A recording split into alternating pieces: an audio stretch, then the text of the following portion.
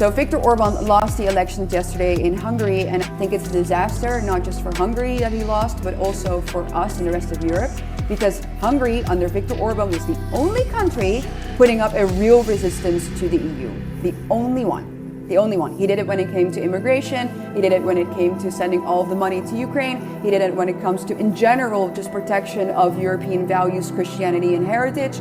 He was the only one. And for 16 years, the man defended his country, paid a huge price for it, and he also built all of these institutions that we in other European countries can only dream of. You know, I've been to Hungary so many times. I've seen the organizations that they created, the think tanks, all of it. It was in place not just to, gain a win in that moment, but to also build a future generation. And now this new Prime Minister, Peter Magyar, who many of you also seem to believe is a nationalist, already said that he wants to do a U-turn on the EU stance of Hungary. He wants to unlock EU funds as soon as possible, and he wants Hungary to enter into the Eurozone. Now, do you really think that Hungary, a country that was paying, under Orban of course, €1 million per day in fines to protect their borders for going against EU policy, that now they can just unlock, with this Peter Magyar guy, they can just unlock these funds and not change a thing when it comes to immigration? I mean, you must be stupidly naive to believe something like that.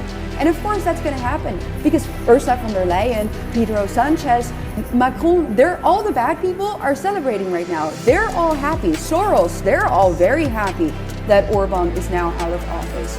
So really, I am praying for the future of Hungary and for Europe as a whole, because we lost our strongest fighter. We lost our strongest player. And I don't understand why there are still people, even on the right wing, who don't seem to see this. Like, they were the change that we want to be, okay? And there's a man there that is going to destroy the work that he's done, because he can do it with the 2/3 majority that he has now. He's going to change the constitution, and he's going to cozy up to Ursula von der Leyen. So yeah, like I said, hard not to feel demoralized, but I suppose this is a big battle that we've lost, but the fight will and must go on, and that's that for now.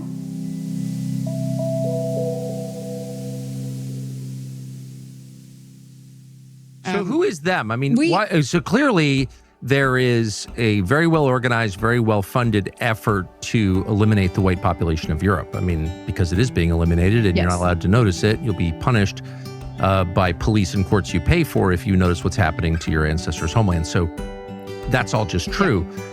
What? That's right. Like, who is pushing this? It's the question of all questions, right? But it seems that all of these leaders that we have, be it Keir Starmer, be it Ursula von der Leyen, be it Merz in Germany, be it Macron, they all follow the same playbook. They all say the same things, literally post the same things, in their communications to the outside world. They might focus on slightly different subjects here and there, but the agenda is the same everywhere. And it's the erosion, essentially, of our borders, of our nation states, of our heritages. I don't have to tell you or your audience that. We all know it. The question is, who's behind it? Honestly, I don't know. I can't answer that question. But what I can tell you is that the people who are rolling out these agendas are doing it out in the open, in front of our faces, and they keep getting re-elected. So I have made it my mission, at least, to talk about those people and target them specifically, because they are the ones that are in front of us, rolling this out over and over and over again. But it's very difficult to say. So I don't know that much about Merz. I don't know Macron. His reputation is smart, is clever, and cunning, skilled politically. But I know a fair amount about Keir Starmer, and you will never convince me, at gunpoint even, that Keir Starmer is making independent decisions about the future of Britain. Just, you can't convince me of that. He's not adequate as a leader of a nation. He just doesn't have the basic qualities. He is taking orders. That could not be clearer, and I think it's clear to the British population. But you don't know who's giving those orders.